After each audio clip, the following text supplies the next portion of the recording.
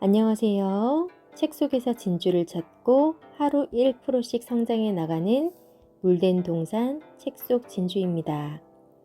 오늘 함께 나눌 책은 여러 작가님들께서 쓰신 머니 트렌드 2024라는 책이고요. 57가지 키워드로 전망하는 대한민국 돈의 흐름, 그 돈의 흐름에 따라 모두가 불안과 절망을 말할 때도 투자자는 믿음과 희망을 갖고 부를 얻을 기회를 찾아냅니다. 이 책을 통해서 지금보다 더 좋은 삶을 위한 부의 인사이트를 얻는 시작점이 되기를 원합니다. 1장 2024 경제의 그린라이트가 켜지다. 대출 이자가 상승하고 자금 조달이 쉽지 않을 시기에 제조업 투자는 활성화되기 힘들다. 이는 다시 부품이나 자본재 등을 수출하는 한국 경제에 부정적인 영향을 준다. 어떤 나라가 지속적으로 혁신 성장을 해 나가기 위해서는 크게 세 방법이 필요하다. 첫 번째는 연구개발을 활성화하는 것이고, 두 번째는 핵심 산업 내에서 독점, 과점적 지위를 차지하는 것이며, 마지막은 품질과 브랜드를 향상해 제품 가격을 인상하는 것이다. 주식시장과 경제의 사이클은 보통 3에서 5년이다. 예를 들어 3년 주기라고 하면 2년간 서서히 오르고 1년은 떨어진다. 아마존 창업자 제프 베조스는 이렇게 말했다. 나는 10년 후에 어떤 변화가 일어날는지는 모른다. 하지만 10년 후에도 무엇이 변하지 않을지는 안다. 모두가 포기하는 때가 투자해야 될 시기이다. 20년 넘는 시간 동안 10번에 가까운 경제적 위기가 왔다. 이런 위기엔 누구나 자산을 현금화하고 싶어 한다. 이때는 어떤 주식도 싸게 거래된다. 이것이 우리가 노릴 기회다. 2장 불확실한 주식시장 속 돈은 흐른다. 어떤 산업이든 내년에 떨어질지 오를지는 알 수 없지만 많은 사람이 주목했던 시기를 기준으로 보면 무조건 떨어지는 때가 온다. 주식에 고수이거나 현금을 많이 보유한 전문 투자자들은 이렇게 바닥이 보일 때 주식을 산다. 금융위기는 역설적으로 많은 부자를 낳았다. 위기 상황에서는 폭넓고 유연한 투자 접근이 필수적이다. 기회는 다양한 업종과 시장에 걸쳐 막대하게 나타나지만 순간적으로 사라져버린다. 주식은 반드시 하락할 때 사야 한다. 하락장에서는 상승장에 비해 더 많이 살 수 있고 매수자 간의 경쟁도 훨씬 적다. 언제나 좀 이른 편이 늦는 편보다 낫다. 그러나 추가 하락을 감내할 수 있어야 한다. 워렌 버핏의 스승 필립 셔는 보수적인 투자자는 밤잠을 잘 이룬다라고 했다. 경제는 상호작용이므로 한쪽이 어려워진다면 반드시 다른 한쪽은 기회를 얻게 된다. 3장 부동산의 위기를 새로운 적기로 만들다. 부동산 가격은 금리와 역상관 관계이므로 금리 인하는 기본적으로 부동산 가격 상승에 큰 동력이 될 수 있다. 2023년에 금리가 다소 오르는 상황에 이미 대출이 너무 많아서 추가 대출을 일으킬 수 없는 모습이 한국 가계의 민낯이라고 볼 수 있다. 한국 부동산 가격 자체가 너무 비싸져서 초과 성과를 내기 어려운 국면에 진입했기에 좋은 자산이 아닐 수도 오히려 위험한 자산이기도 하다는 점을 기억해야 한다.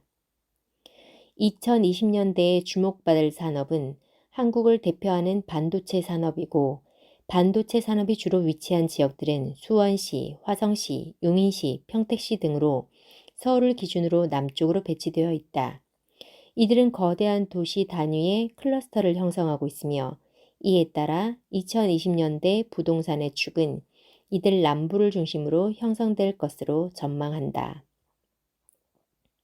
이제 생활권 개념으로 부동산을 바라보아야 한다. 행정구역은 관리를 위한 것일 뿐 결국 사람이 생활하는 공간으로서 부동산의 의미를 따져봐야 한다. 한국의 노인 빈곤 비중은 주요 국가들 대비 3배 이상 높으며 노인 자산률 역시 3배 이상 높다. 한국의 경우 노인 빈곤 비중이 높은 이유는 국민연금이나 노인 기초연금을 포함한 연금 소득의 규모가 예상보다 적기 때문이다. 수도권에서 새롭게 경제 활동에 참여해야 하는 젊은 세대들에게 과도하게 높은 주택 가격으로 인한 상당한 절망감을 줄 수밖에 없다. 특히 자산 시장이 호황일수록 이러한 문제가 심화된다. 소득과 자산이 적은 젊은 세대들은 일을 하지 않으면서도 자산 가격 상승을 통해 경제 활동을 영위하는 세대를 보며 더욱 절망할 수밖에 없기 때문이다. 4장 일상의 디테일에서 돈이 보이다. 한 아이템을 둘러싼 다양한 영역에서 변화를 포착하고 방향성을 찾아내는 것이 트렌드 분석이다. 새로운 변화와 욕망을 해석해 비즈니스 기회와 연결한다. 입고, 먹고, 쉬고, 이동하는 4가지가 욕망의 근간이 되고 우리가 소비하는 중심이다. 기업이 파는 서비스와 상품도 기술 개발이 지향하는 결과도 사람들이 투자해서 가장 많이 관심을 두는 주식, 부동산 등도 결국은 4가지와 연결된다. 돈의 흐름이 시작되는 곳, 모든 트렌드가 시작되는 곳은 바로 당신의 일상 가까이다. 한국인은 지금 외롭고 우울하고 불안하다. 관계에 대해서도 서툴고 갈등도 스트레스도 많다. 2003년 이후 13년 연속 OECD 자살률 1위를 비롯해 OECD에서 자살률 최상위권을 지키고 있다. 멘탈 헬스케어 관련 산업, 즉 의료와 제약, 각종 상담 서비스와 콘텐츠 서비스는 장래가 밝다. 한국의 국민소득이 3만 달러대에 진입하고 주 5일에 따라 5도 2촌, 요구가 늘어나며 세컨드 하우스로 모듈러 주택에 대한 관심이 커졌다. 2023년 세컨드 하우스는 중요 트렌드로 부각되기 시작했고 2024년에도 그 흐름은 이어진다. 모듈러 주택은 친환경적이다. 3R로도 부른다. 기존 건축 방식 대비 최대 50% 공기 단축과 소음, 분진, 폐기물 발생량도 적고 철거 작업도 용이해 기존 건축 방식보다 친환경, 지속 가능성에 부합한다. 국토교통부에 따르면 모듈러 주택은 90% 이상 재활용 가능한 철골 구조를 활용하기 때문에 기존의 건설 방식보다 탄소 배출량이 44% 줄어든다. 탄소 감축과 친환경이 대세인 시대, 모듈러 주택은 성장의 날개를 달 수밖에 없다. 2023년에 보여준 대기업의 액션, 그리고 한국인의 집에 대한 태도 변화, 건축비 급상승과 친환경에 대한 인식 강화 등이 맞물려 2024년에는 모듈러 주택 시장의 본격적 상승세가 시작될 가능성이 크다. 연령대가 높을수록 카페보단 맛집에 대한 관심도가 더 높고 나이가 어릴수록 맛집보다 카페에 대한 관심도가 높다. 무엇을 팔든 이제 물건 자체도 중요하지만 어떤 경험을 주고 어떤 취향을 만들어 줄 것인지가 마케팅의 필수가 되었다. 수많은 책이 출간되고 긴 콘텐츠가 존재하지만 사람들은 자발적으로 짧은 콘텐츠를 찾는다.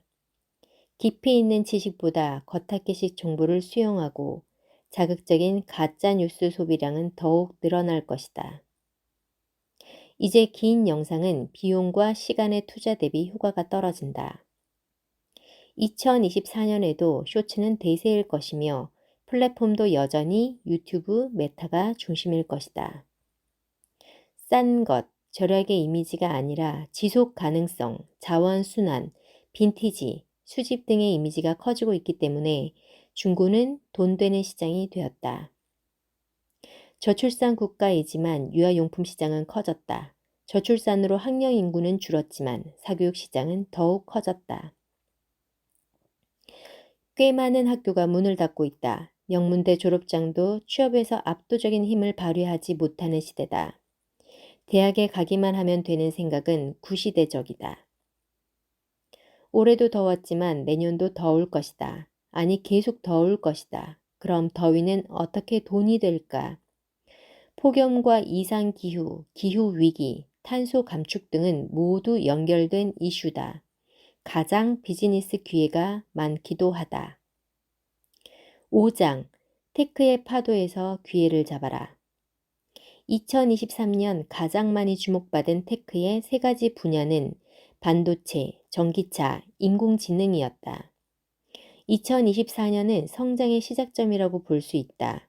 반도체, 전기차, 인공지능이 메타버스 생태계와 융합되어 생겨날 많은 산업의 혁신에 주목할 만하다. 2024년에는 반도체 산업 전반이 반등이 기대되는 만큼 고성능 반도체 개발은 제조업에서는 가장 주목해야 할 분야라고 할 수 있다. 대전환의 시기를 기회로 맞이하려면 생각의 중심을 디지털 문명으로 전환할 필요가 있다. 디지털 문명 시대의 부자가 되고 싶다면 테크 지식을 꾸준하고 깊게 습득하고 그 역량을 기반으로 사회에 선한 영향력을 만들어가는 데 집중할 필요가 있다. MZ세대는 테크 활용 능력이 뛰어난 세대다.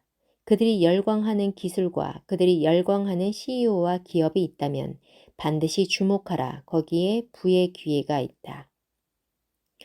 대부분의 사람이 사회적 간생에 의해 디지털 혁신에 대해 부정적으로 생각하고 있어 조금만 노력해도 큰 차이를 만들 수 있다.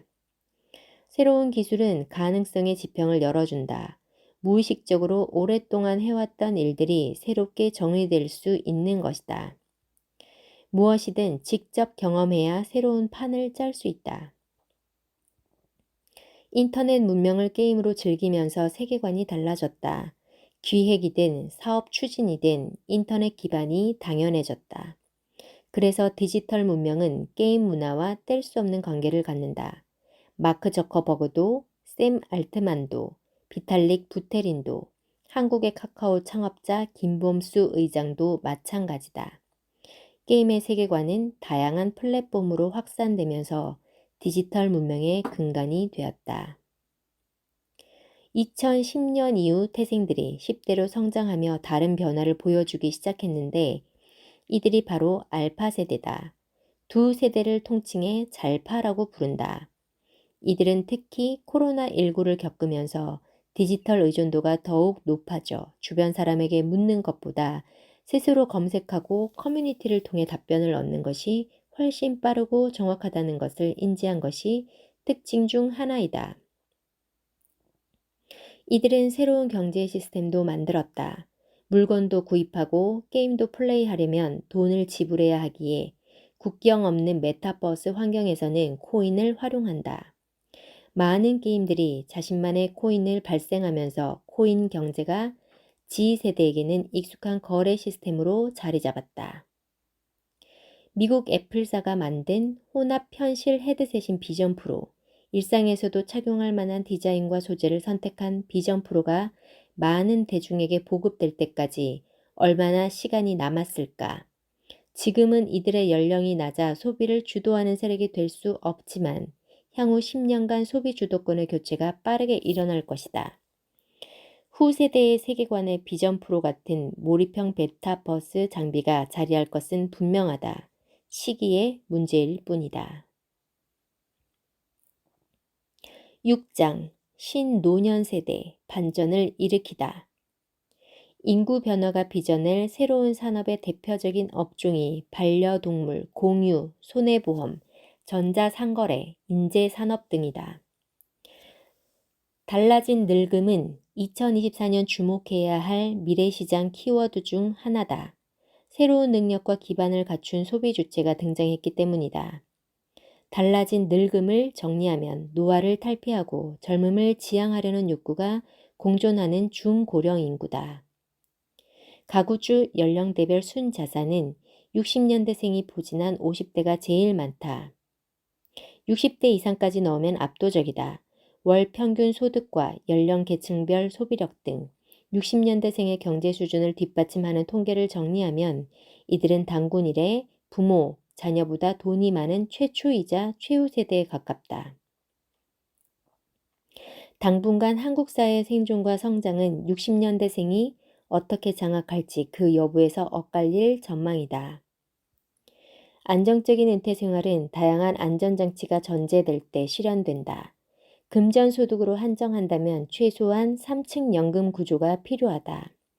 1층 국민연금, 2층 퇴직연금, 3층 개인연금 등을 통해 기본, 안정, 여유의 단계별 노후 생활을 설계할 수 있어서다. 일각에선 한국형 토지 신화를 반영해 4층 주택연금까지 만들어 노후 생활의 유동성과 황금성을 높이는 전략도 있다.